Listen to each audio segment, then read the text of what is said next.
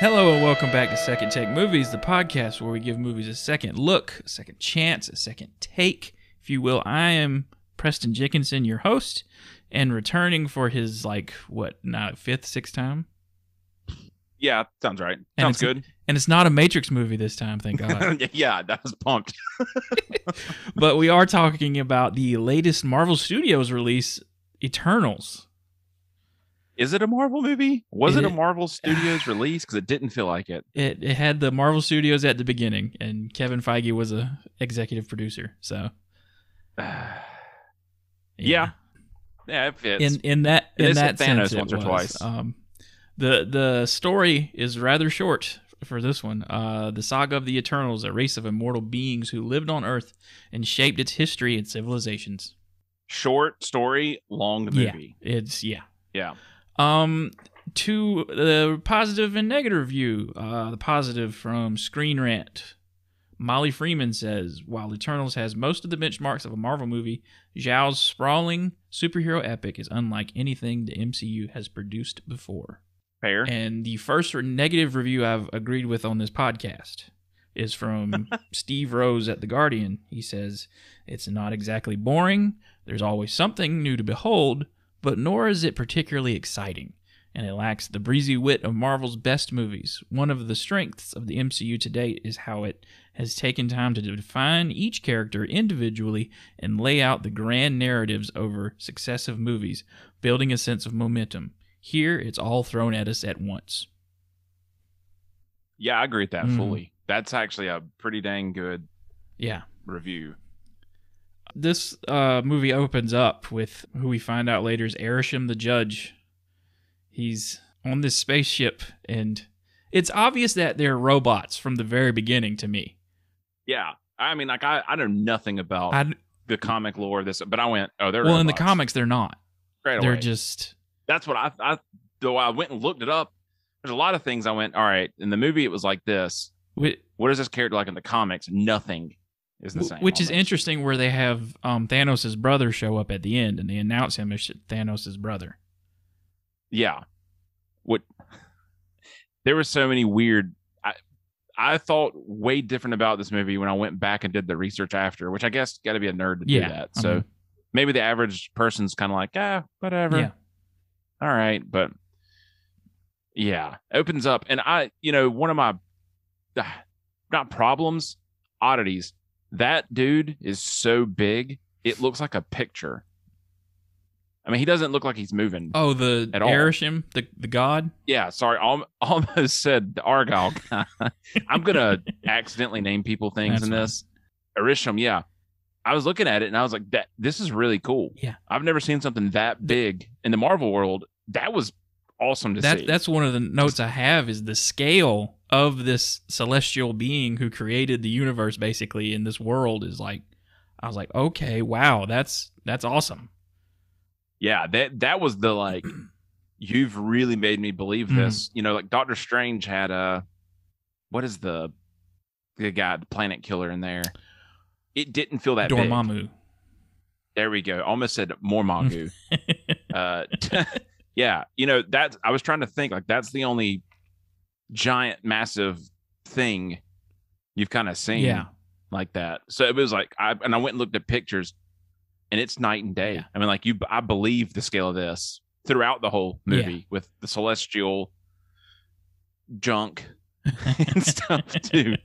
But yeah, you skipped the most important part. I texted you right away when I saw it. It's the first Marvel movie I think I've seen that gave a daggum exposition at the beginning of text. And I'm assuming they're like, all right, if you read this, you can go head first in the movie. We're not going to explain anything. Which I feel you're just going to watch. I feel like they could have started that, like, because there's a scene, like, through the movie where Arisham's explaining the thing of the Celestials, where they're like creating planets. A better way to start this movie is to show the beginning of the universe and them forming, and like the different Celestials forming planets. Then you don't have to have this scrolling text. Yeah, and that would have given way more significance to the end. Yeah, because you fast forward all the way to the, you show them all the universe is going out throughout the galaxy, and then we smash cut to this these 6 beings on this ship that are heading towards Earth, which is where we pick up after a golden ball goes into Selma Hayek's throat. I was so confused. Well, everything kind of makes sense, but I was just going, what am I watching? Like, this is, and the movie looks cool. Mm-hmm. There's some sweet looking stuff. So I was already like, yeah, you know what? This may not be bad because this is wild. I wish the IMAX enhanced version on Disney Plus would pick an aspect ratio. You know what, man? That drove me bonkers because I went, is this a choice from the movie? Because I didn't realize it was the IMAX. No, you can choose on Disney version. Plus. You can choose which one to watch. Oh god, yeah. Don't edit this out. I'm just an idiot. I mean, then. I'm not. I'm leaving this in because that's. I mean, they for Shang-Chi, the IMAX version, the whole movie is like that. Yeah. See, the flipping back and forth with his ratios, I kept going like, are they trying to emphasize something in this scene? I have like, what are they doing? I have a collector's edition of The Dark Knight that does that for some reason. Yeah, we know it. Chris Nolan, it's fine. He can do that. I don't question it. This one I do. Okay, well, hey, that was a point I was going to bring up at some point and be like, look, this was stupid to see, but that makes a lot more sense. So I'm the dumb one. And but we find out they're the group of Eternals that have come to Earth to help humans along in their lives and progress the population and right away, I think like you get the first deviant attack straight away, and it's like, again, I'm already harping on this, I feel like, but right away I went, all right, so the enemy's going to be this CGI thing, and like after Thanos, especially after gonna go ahead and say it in another podcast with you, after watching Spider-Man, I don't want to see this like a CGI battle, like but no. Makari, which is one of them, she has super speed, and that is the best representation of super speed I've ever seen in a movie. Yeah, I agree. I was all in. I was like, this character's, and that was why I went and researched. I said, I want to know what the character's like in the comics. Not like that at all.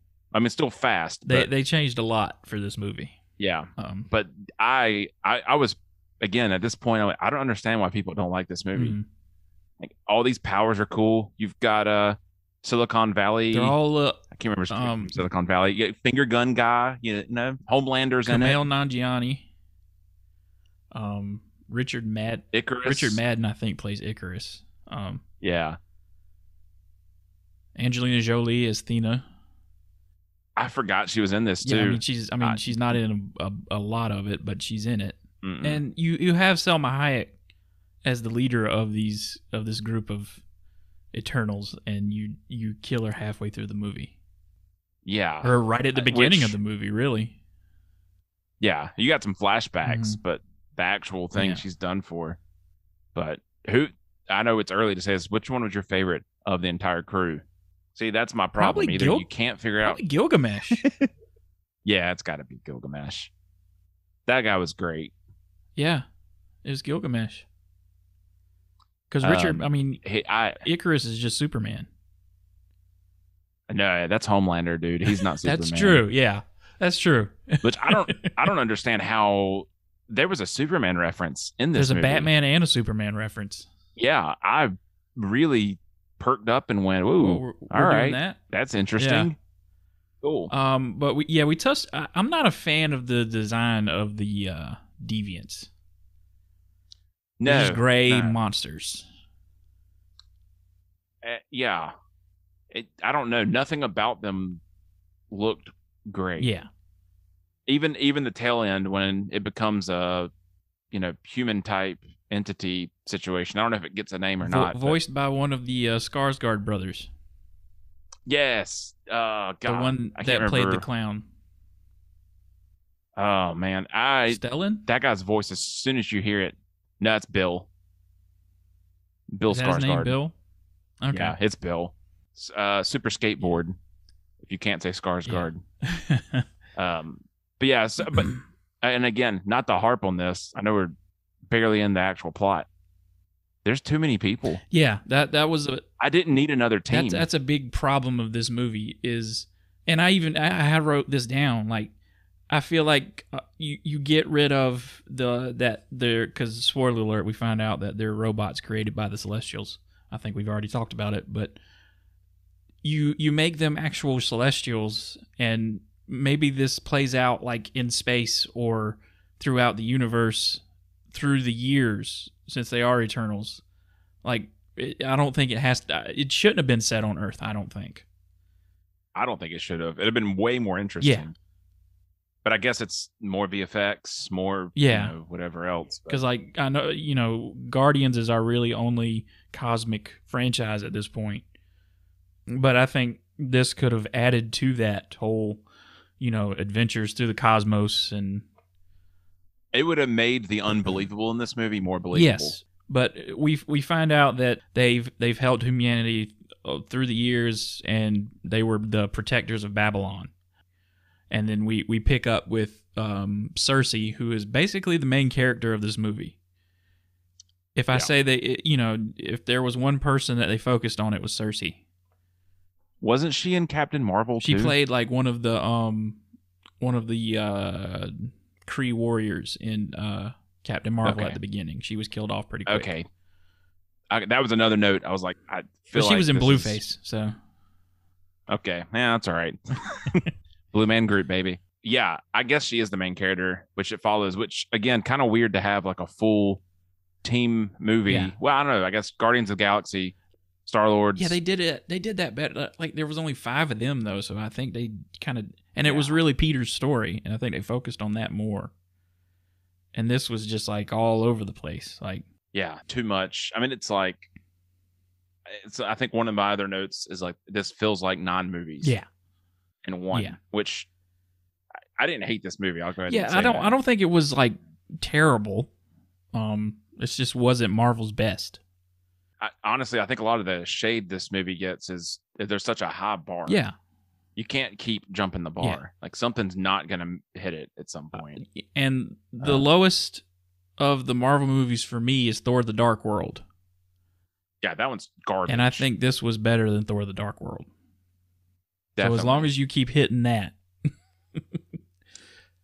Again, I don't know anything about. Didn't know anything about this movie. Didn't remember a lot coming into it to the beginning when they had the London scene, and Jon Snow's there, or Kit Harington. Immediately, I went, "Oh shoot, he's in this movie! I forgot he's in it, and he's in it 2 minutes." Kit Harington, who plays Dane Whitman, who will eventually become the Black Knight. I don't know why I know who the Black Knight is, and I don't know anything about the Eternals. He's based off of. He's not. I don't think he's really associated with the Eternals. Okay, that's making me feel better. But basically, in the comics, he is the descendant of the original Black Knight that fought King Arthur in those legends. Yeah, and the ebony blade has been, and they even mentioned the ebony blade in this movie, has been passed down through his family for years and years. I forgot about that. The end credit scene took me by surprise when he was like, "I have a complicated family history." I went, "Who is he?" Yeah, and the end credit scene hit, and I went, "Oh shoot! All right, that's pretty sweet." You know who that was talking to him? I can't remember his name, but I know he's playing Blade. Yeah, it's Mahershala Ali. That's our first introduction of Blade. I'm so excited. Yeah.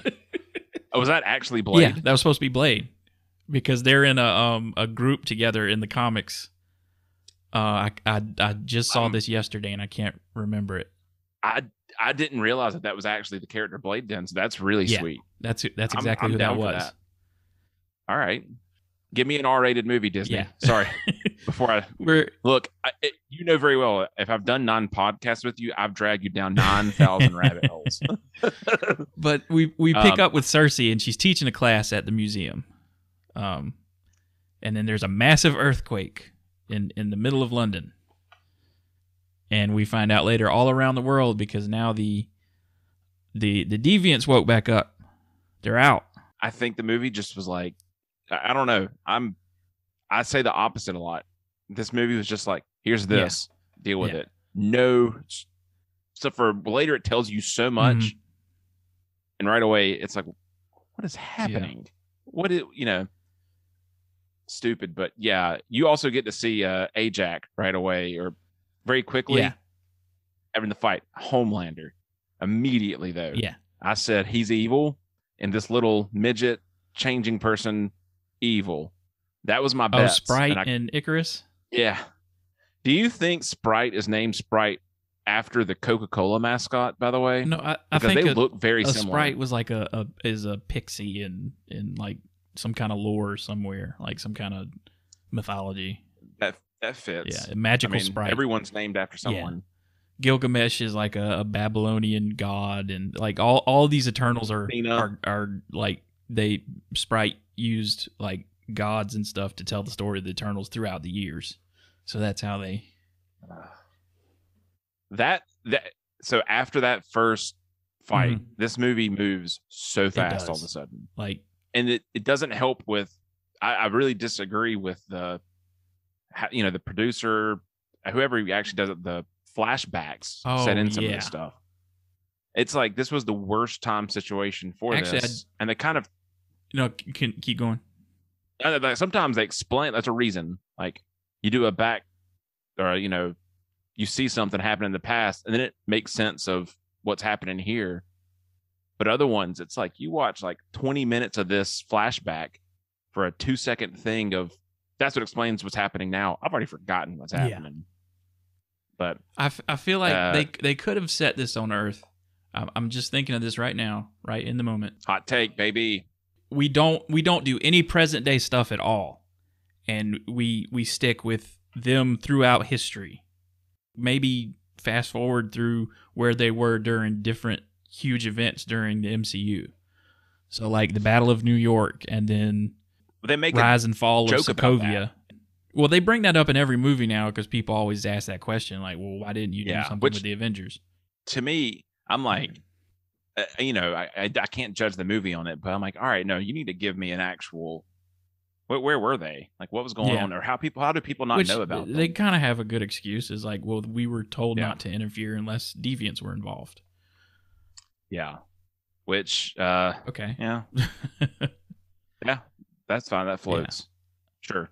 All right. And so Deviant attacks Cersei, Dane, and Sprite in the middle of London, and Cersei's ex, Icarus, shows up and kind of saves the day. We get two jealous dudes. Like, yeah, but I just kept thinking Game of Thrones. Yeah, they were both in Game of Thrones. I mean, I hate it.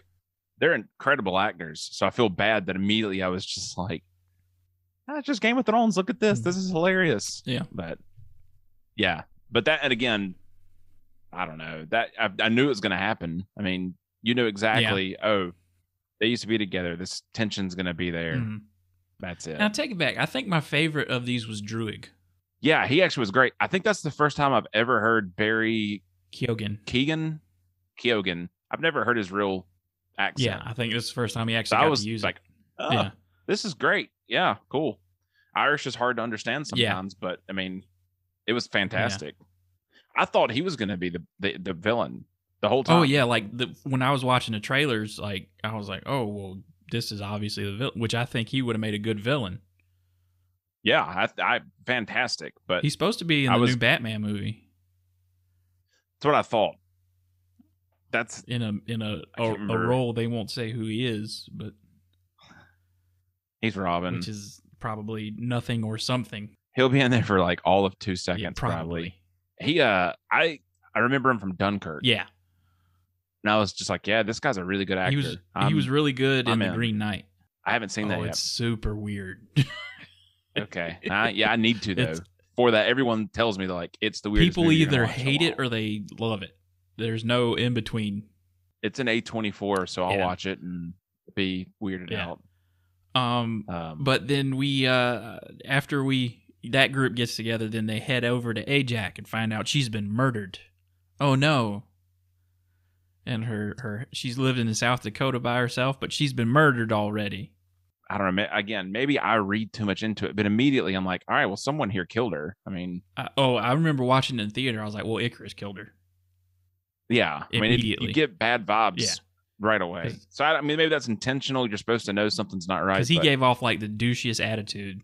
Homelander the whole time. Yeah, he's just not as crazy as Homelander. No, I think that's when the like tie-in to other movies happens. No, that's not then. This is when you go find everyone else. Yeah, and I was trying to think of who they pick up next. I think it's Jolie and they go Gilgamesh.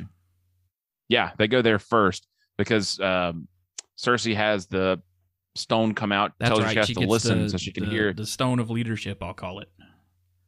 That I'll float with that. And it's great because you get the kind of backstory of the reversal from the blip. Yeah. Is the reason all the things are kind of now in motion.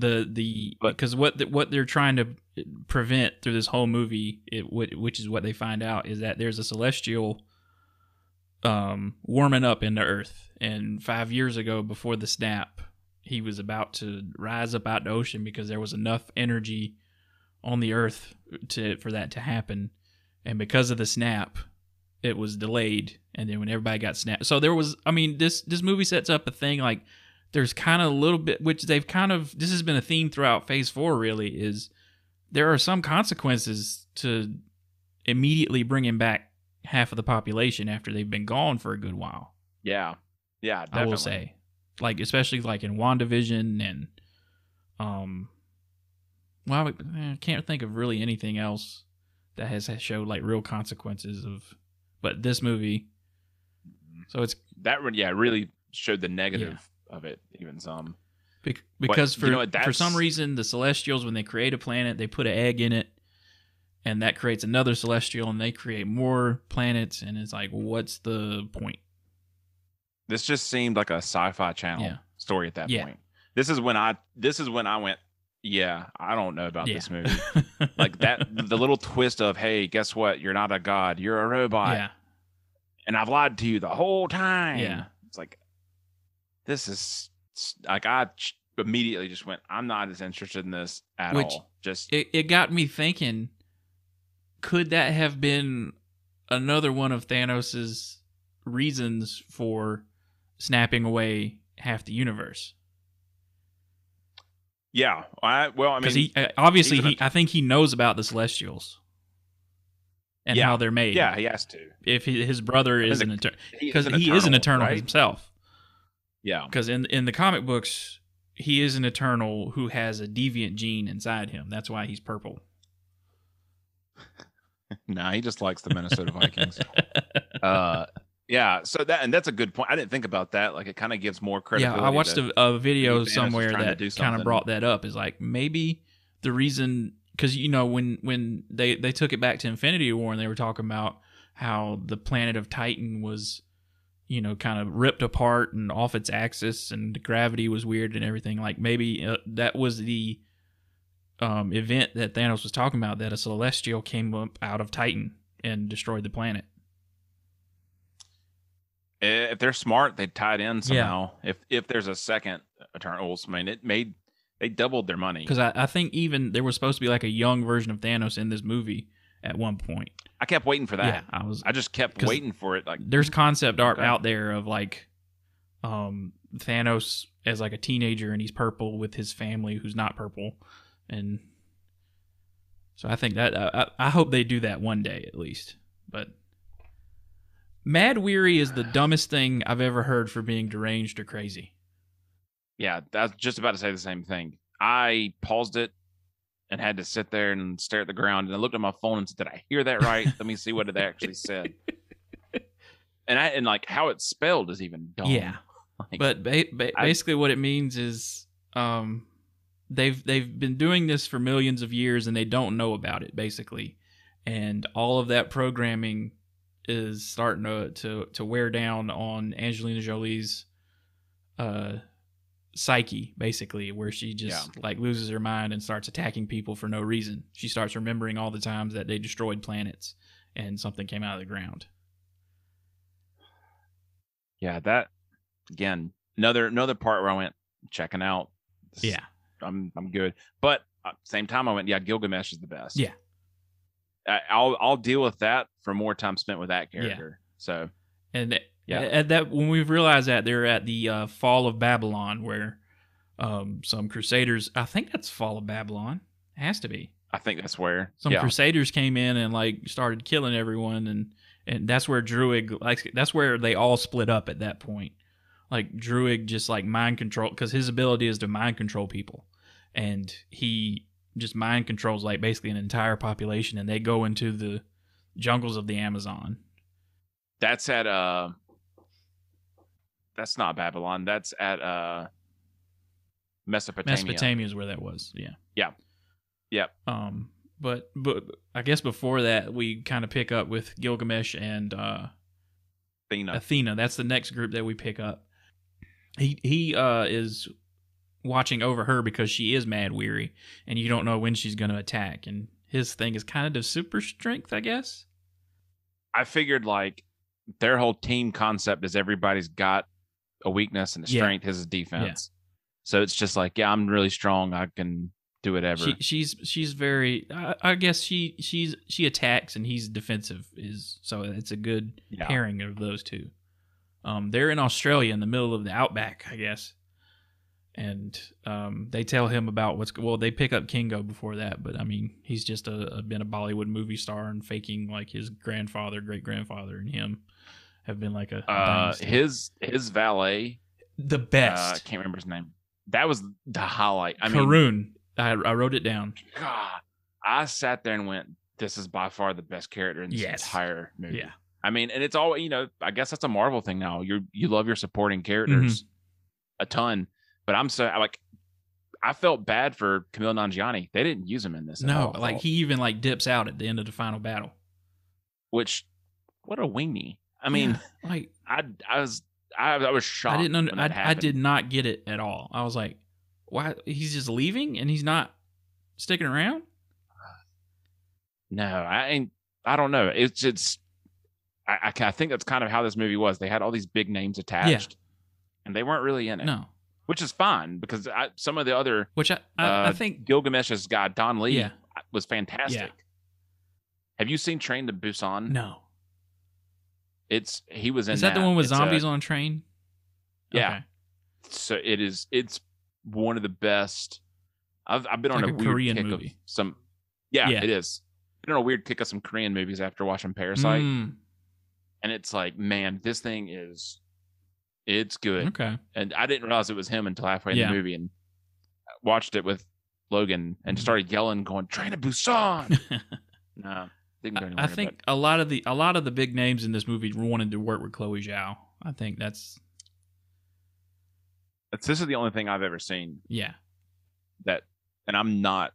I mean, Nomadland was the only other. Yeah, she just won an Oscar for that. So I think they just really wanted to work with her. And what's the biggest disappointment about this movie is Kevin Feige was just hyping this thing up like for the last year or two, which is weird because this doesn't unless he's hyping it because he thinks it's bomb. Like I mean, I guess because he thought it was like the grandest and biggest thing they've ever done.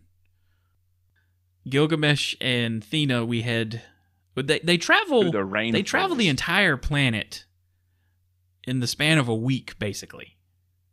Let me ask you this. How do they get from Australia to the rainforest? Well, I mean, they had Kingo's private plane. After they picked up Kingo, Kingo was the first guy they picked up. So I guess they had his private plane.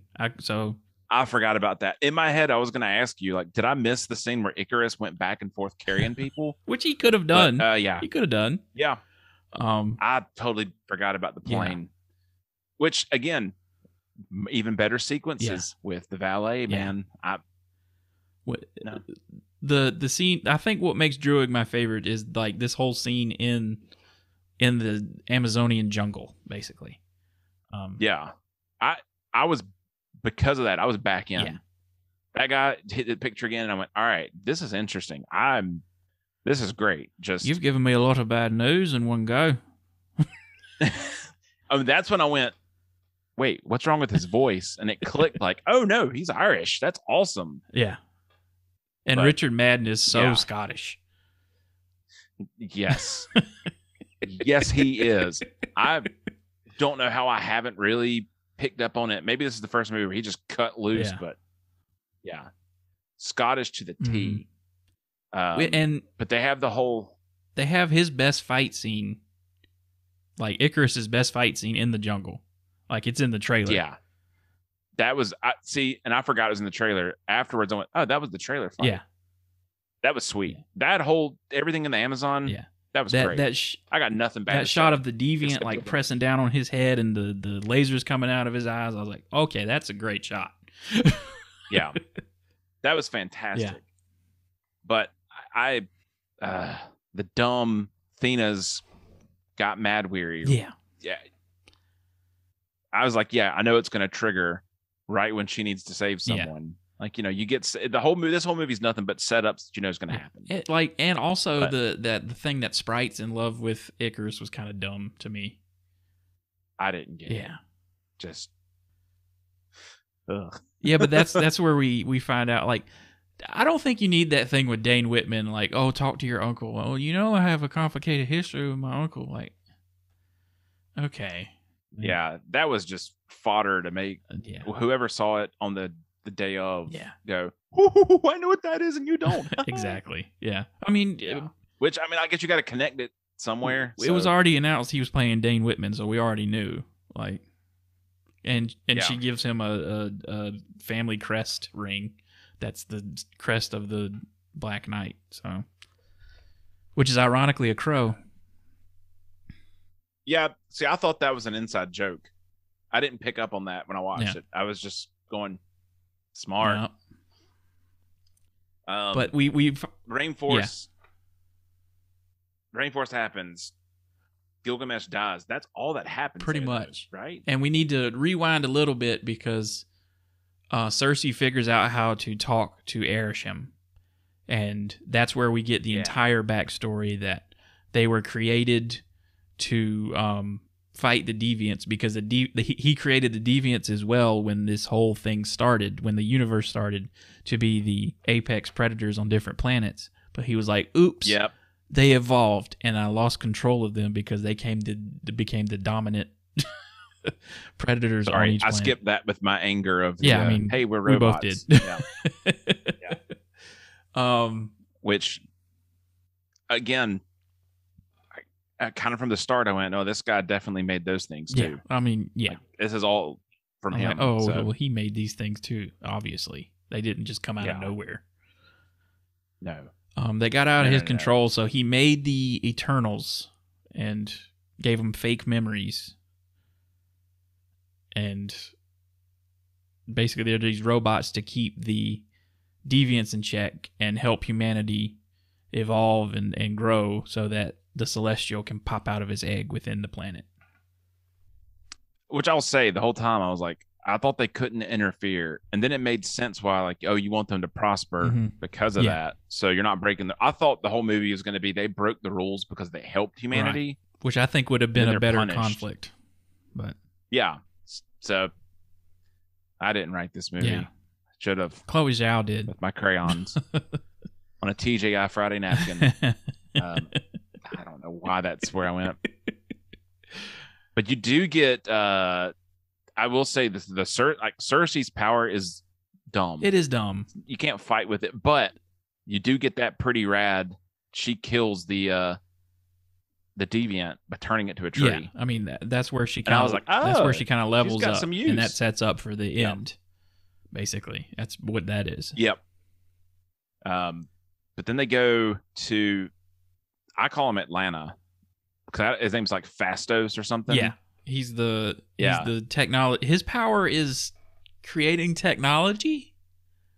I can't figure it out, but it's cool. Which I was like, I didn't know that could be a superpower, but okay. I think he can make stuff actually exist that he designs. Yes. So, yeah. He's a good rapper. Like, he can design on the fly basically because he creates those things that like chain down Icarus at the end. So, which again, you kind of get there, and I messed up. Did he know everything already, or did they just not? No, they glance over just like telling them, glossed over them telling them that. Hey, because they did that. Because they did that, I thought he knew everything, and I'm like, "Oh, he's in on it." No, they tell. I mean, they did that for the audience. Really, they tell the first person they see, but the rest of them they just kind of fast forward through. I'll take that. I don't want to hear it again. Right. But from talking to him, they go back to Domo, And again, yeah, Droog, great. Yep. Every time he does something with people, it's like, that's so cool.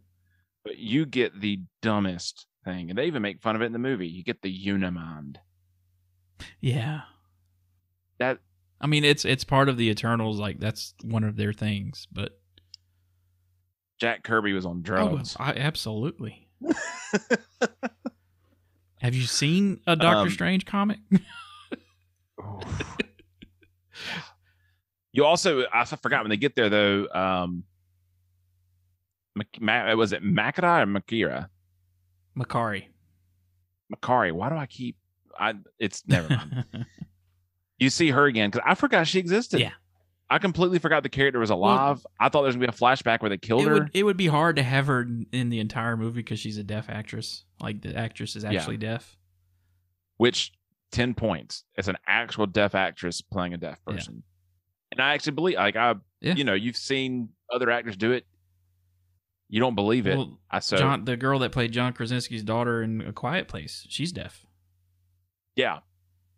Have you, here's another rabbit hole. I can't remember if that was her or not. So if I'm misspoken, I feel bad. Have you seen the Sound of Metal? No. It's an Amazon movie about that's the one with Riz Ahmed as a drummer, right?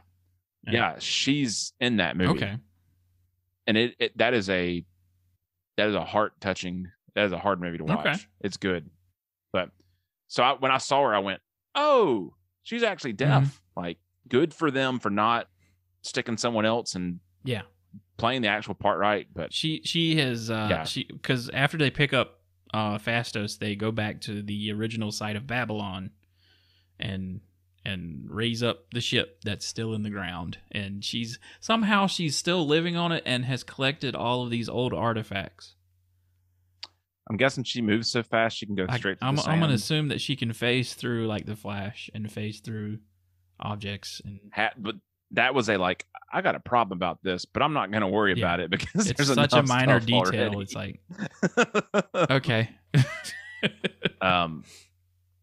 But you know what? When they were on the spaceship, I was like, you know what? I wish this was kind of this movie. Mm-hmm. I wish this was just them in this thing. You know, again, I was into it again. Mm-hmm. This is great. But then you get the Icarus twist or whatever. Right back out again. We go just like you said at the beginning. It's like, Icarus did this. We go through a long flashback of Icarus went and saw Ajax, and she told him about how Thanos delayed the springing of the Celestial, and they go somewhere where the Earth is cracked, and they find out I guess it's right after that earthquake. Yeah, they found it right before that flashback. They tell she has the leadership sphere pulses, and it indicating her that the emergence has started. Mm-hmm. And so she goes in, and Phastos has kind of triangulated where the earthquake should be. So they send Makiri out to go find it. So that's how they find. Well, I was really talking to, or in the flashback, her and Icarus when they went and. I think Icarus knew where it was. Okay. Didn't he? Yeah, because I think that's how it was. Because he had known it. Yeah, because Ajax is having second thoughts about. Of course, on Earth we're so special that they wouldn't want to kill all of us. Yeah, just burn this place to the ground, man. Look, we're doing this on a Friday. It's been a long week. I'm just saying they messed up in this movie. They should have just let this thing go. Yeah, it should have been set in space somewhere. But he basically ends up killing her, and because he wants the deviants out so the Eternals can get involved, so they can basically the way they bring the Celestials out of the ground is they naturally form the Unimind. But Phastos figured out a way that they can do it with bracelets or whatever. Yeah. And the original plan is to get Druig to put the Celestial back to sleep. Which I didn't understand. He can't manipulate Eternals. With the combined energy of all of them, just like Cersei did with her power. He would have been the Unimind. Yeah, he would have been the one that like put his hand on the thing and said, "Go back to sleep." He basically has the same powers as Mantis in Guardians of the Galaxy. Yeah. I'm just looking for a reason to bash this movie, I think. Because everything I'm like, yeah, this, and then you go, well, wait a minute. You didn't pay attention. But I will say when they get to that volcano, I'm jumping ahead. So let me stop. I think because we're basically there. I mean, they get to that. I really checked out. That was the lamest end of a movie I've ever seen. Just it looked cool. Let's turn this rock of a celestial into something else. You guys like Marvel? Yeah. But again, I was blown away at the scale of it. I mean, I was like, this. Whoever did this was fantastic. Because you can see it like from space, basically. Like he takes up a lot of whatever ocean that he was coming out of.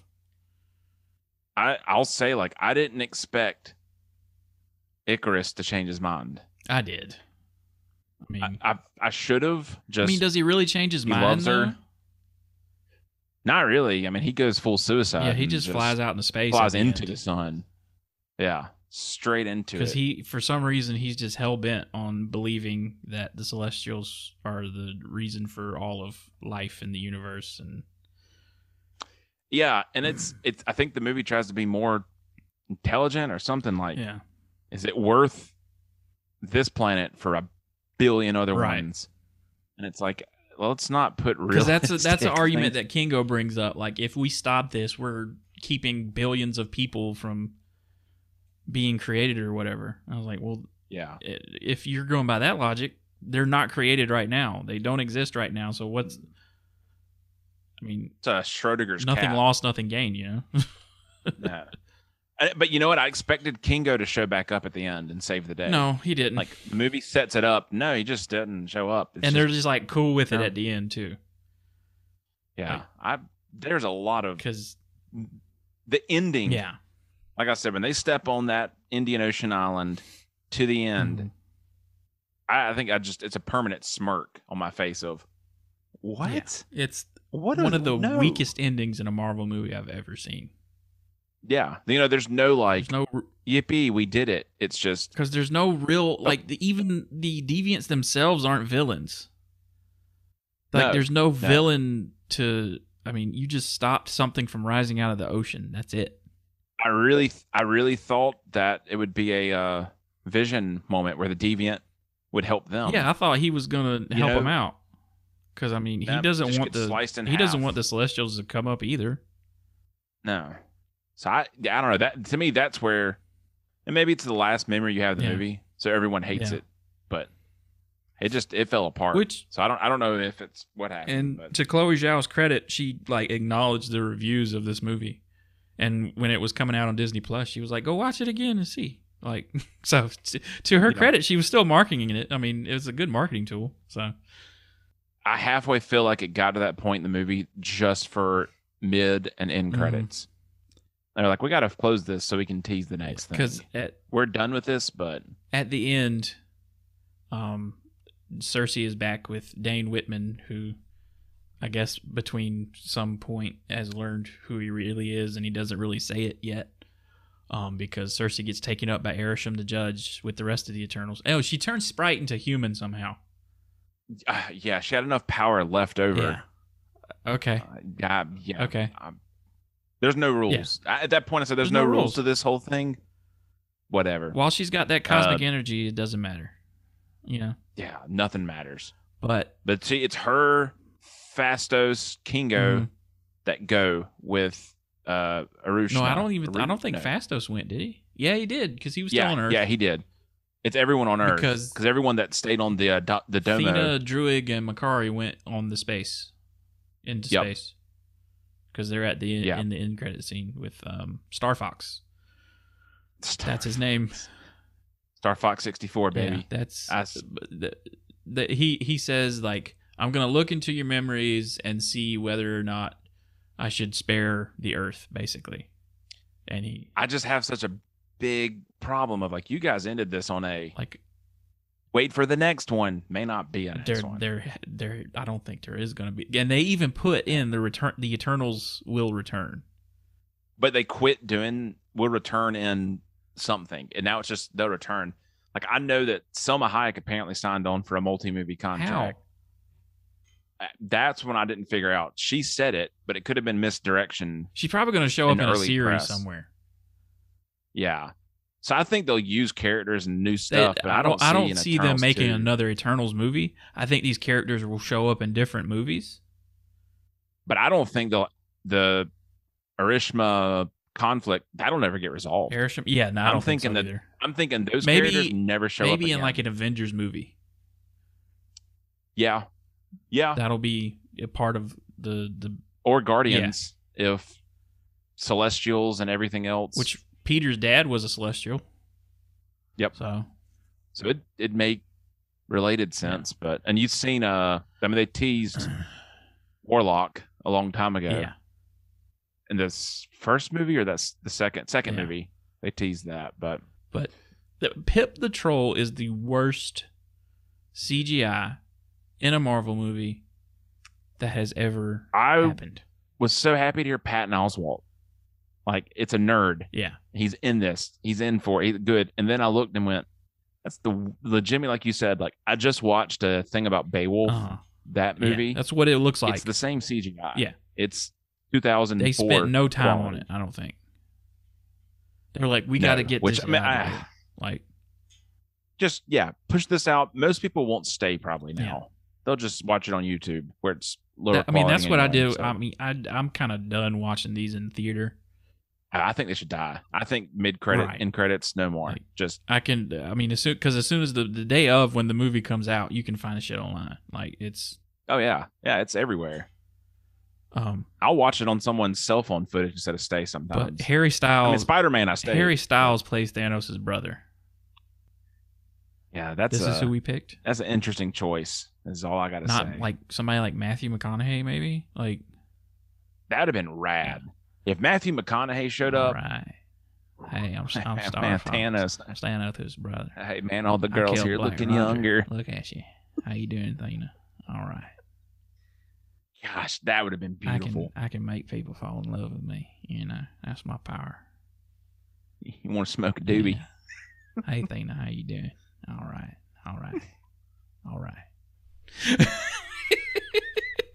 give you $1 the next person you record your podcast with. Just as soon as you do your intro, Matthew McConaughey it. Do not tell them you're going to do it. Just do it and never explain it.